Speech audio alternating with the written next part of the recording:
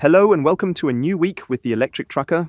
My week is starting differently than expected because I originally thought I'd grab my electric forklift again and get my forklift certification, but that will have to wait a bit since I just got another job. I've already grabbed my Volvo, completed the pre-departure check, and hooked it up. I'm heading to the harbor in Emden to transport a part for a wind turbine. I think I did a similar job back in the first or second episode. I haven't checked where it's going, but I'm pretty relaxed about it since the range usually works out fine. I'm already loaded, and I'm now heading south. The wind around here is always crazy. You can tell if you have a tailwind or a headwind just by looking at the wind turbines. Right now, we have a strong headwind, and you can definitely feel it in the energy consumption. We're currently at about 1.2 kilowatt hours per kilometer or 1.9 per mile, which is due to the headwind, but also because the tower section of the wind turbine isn't aerodynamic at all. A closed trailer would handle the wind much better, but it would have been more difficult to load. I'm heading south with 120 kilometers left to go. I have 68% battery left, and the plan was to unload and then charge on the way back. However, there might be a return trip that will take me even further south, so I want to stay flexible. Plus, I'll arrive at around 12:30 p.m., so getting there around 1 p.m. might actually be better. So I'll make a quick charging stop before I get there.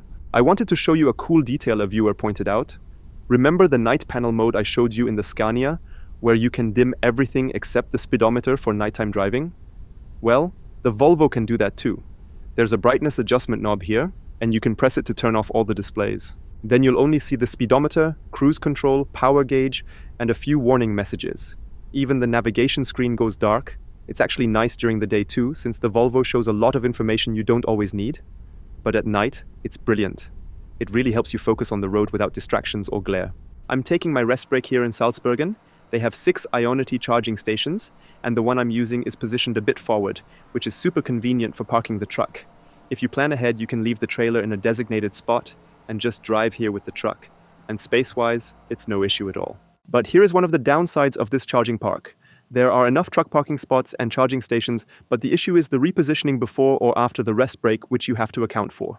Moving within private property doesn't count as participating in public traffic, so it's easy to take a note why you move the truck for a minute or two. However, here you do have to drive on public roads for a while to get to the trailer. If it were just a matter of moving a few meters, nobody would bat an eye, but this way I have to be precise in my documentation.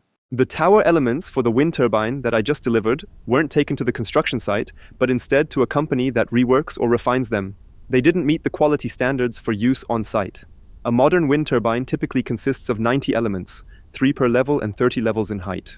Now that I'm unloaded, I have another load scheduled for tomorrow, 100 kilometers or 62 miles away, so I'm heading there now. And that's it for today. By the time the truck is fully charged, it'll be around 5 p.m., and I will spend the night here. I have an appointment in the area tomorrow at 8:30 a.m., so it wouldn't make sense to drive back to the depot only to return in the morning. As you can see, I've gone back to the monk mode look, which is much easier to maintain as a truck driver, but now I also need to trim Krümelix because his beard got tangled up. So I'm going to shave the beard off. The variety of things you do as a truck driver. Naja, deswegen. A lot of people have asked how I manage without curtains in the Volvo, and at a certain point I just don't care anymore. Sure, I have to change clothes in the cab while no one's looking, but honestly it doesn't bother me at all. You don't have to see everything as a problem. There are far worse things in life. When I was at the Ionity station in Salzburgen, I took a slight detour off the highway, about 10 kilometers. It would have been more convenient to charge at a provider I didn't know, where charging via roaming would have cost 64 cents per kilowatt hour. But I opted for the detour. It's quite interesting to calculate when such a detour is worth it. 64 cents via roaming versus 39 cents at Ionity, an impressive 25-cent difference. I charged 185 kilowatt hours, which means a cost advantage of 46 euros and 25 cents. Now, let's factor in the cost of the detour. Driving those extra 10 kilometers cost about 3 euros 90 cents at 39 cents per kilowatt hour. That leaves a net saving of 42 euros and 35 cents. And even if we get more detailed and add the labor cost for the detour, it would still be worth it. If we take the average pay of a truck driver in Germany at 15 euro per hour and estimate a generous 20-minute detour, it results in 5 euro of labor costs, and we still save 37.35 euro. For such a small optimization, it's a total game changer in a low-margin business like logistics. In the future, it will be common to set your desired arrival time and let your route be optimized for the lowest cost. Of course, right now, you have to charge wherever a station is available. But as more stations pop up, optimizing for cost will become the norm.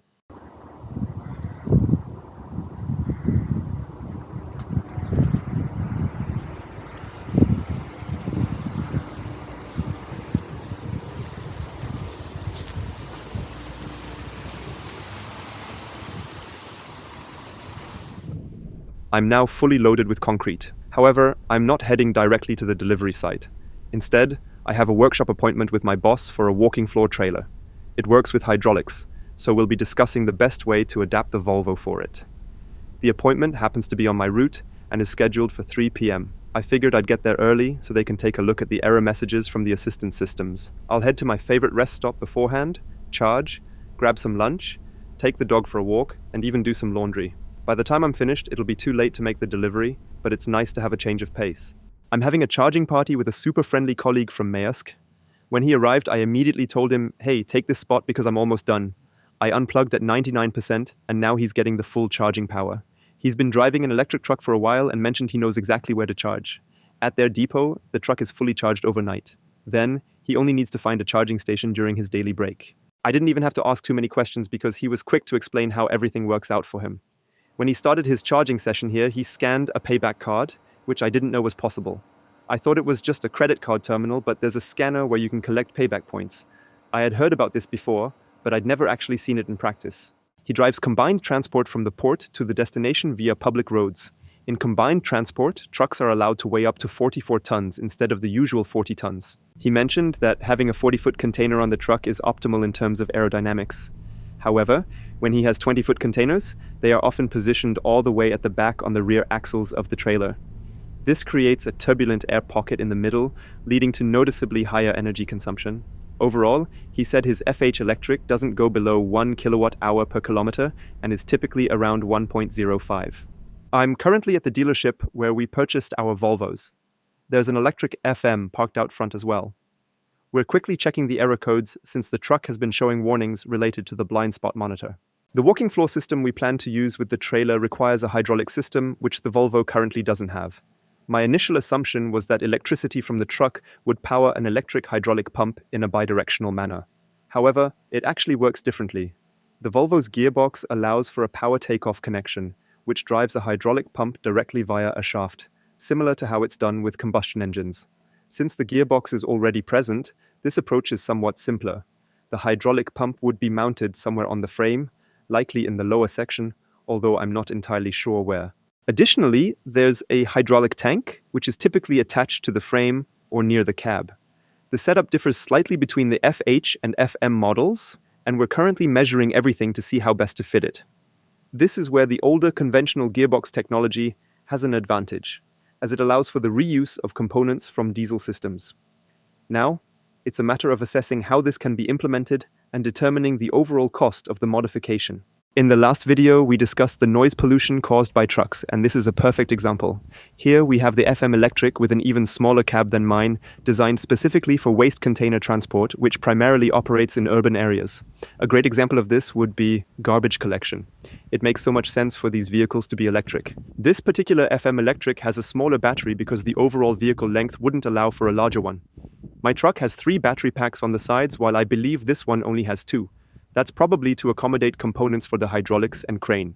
At least, that's my amateur assessment. For such applications, even 100 kilometers or 62 miles of range per day would be more than enough. And every day I learned something new. I had issues with the 5th wheel not unlocking. I was used to a one-handed operation where you didn't have to deal with a lever and you just pulled it all the way out. Turns out, nothing is broken. I'm just an idiot. You press the lever, pull it out, and I thought it needed to come out further, but it doesn't. Once it clicks into place, it stays open even though I thought it was still locked. It only moves further inward and locks when the trailer is in position. So just because you're used to something different, like I was with the Iveco and its different locking mechanism, doesn't mean everything else is automatically broken. I'm back at the depot, and once again, there's been a last-minute change. Something I actually think is pretty cool because it keeps things interesting. I've picked up a new trailer, while my open trailer with the cargo is parked over there. Another colleague will take it to Emden tomorrow. I'll be starting at 5 a.m. tomorrow for a full load heading toward Bielefeld. I've already picked out a nice Ionity rest stop near my destination where I can charge. There's also a return trip planned, so it'll be about 600 kilometers tomorrow. That means I'll fully charge now and rest up so I'm fresh for the early start. Unfortunately, the forklift trip will just have to wait.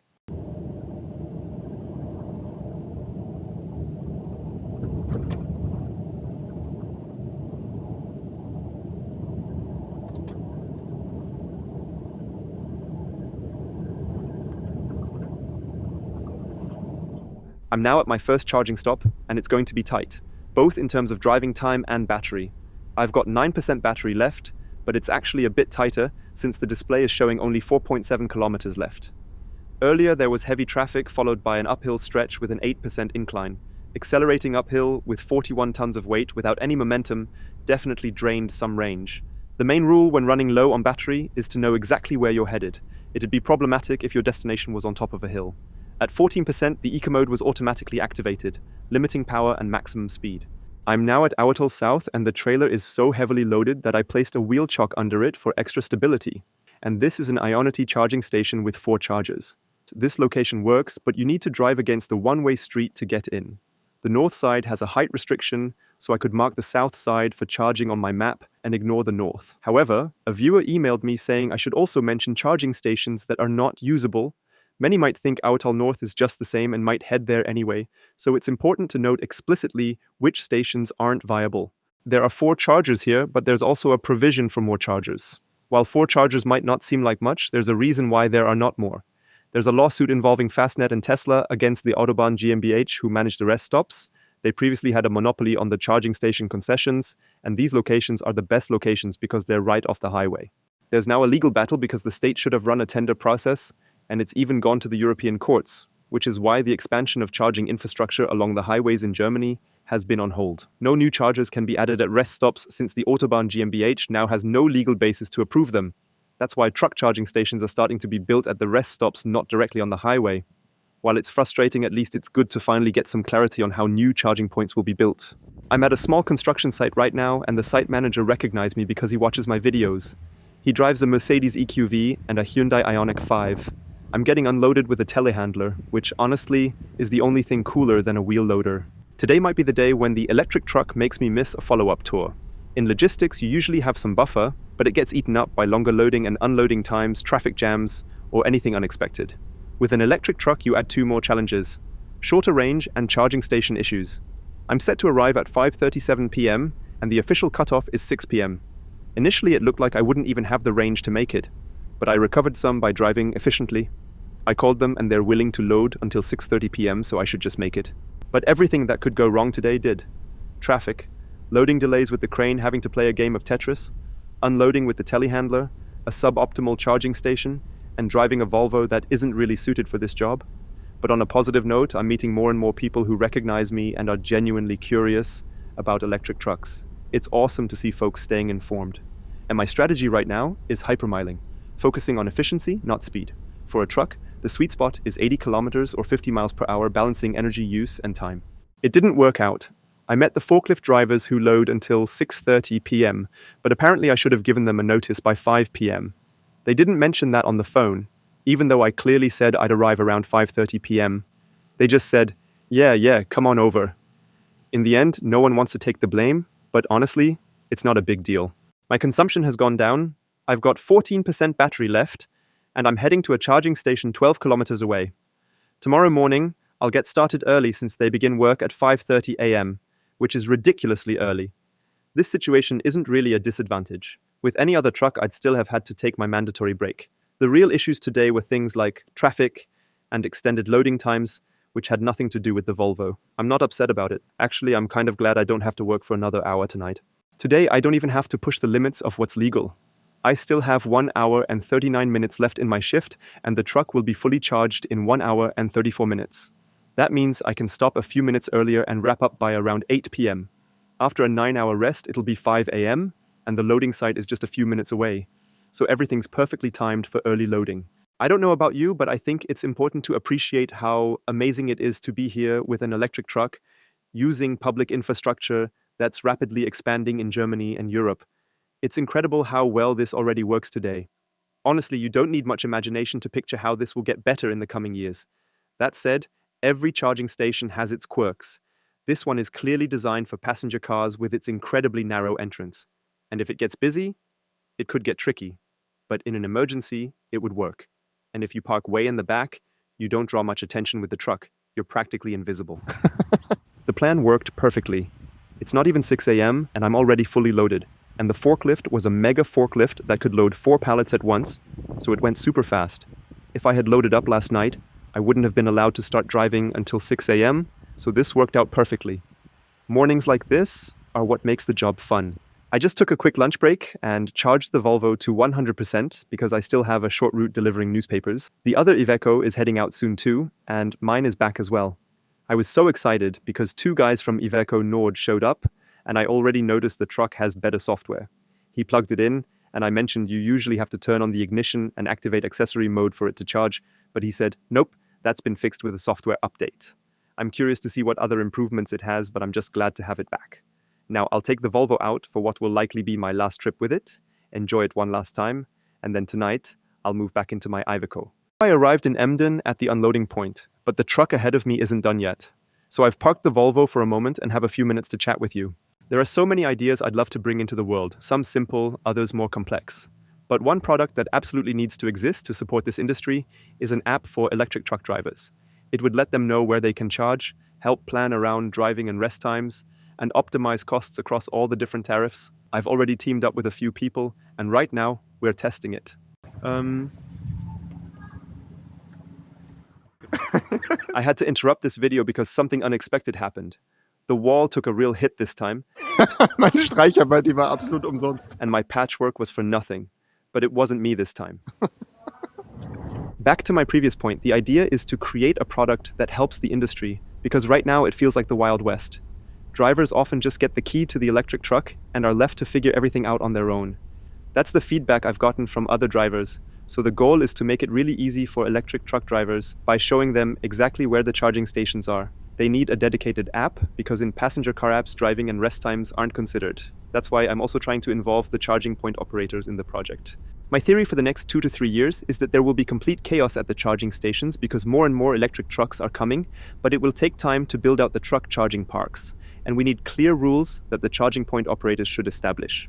Ideally, they'll provide me with a list of 100 charging stations, saying that at 70 of them trucks aren't allowed to charge, maybe at 25 charging is allowed if the trailer is detached, and 5 will allow trucks to charge with the trailer.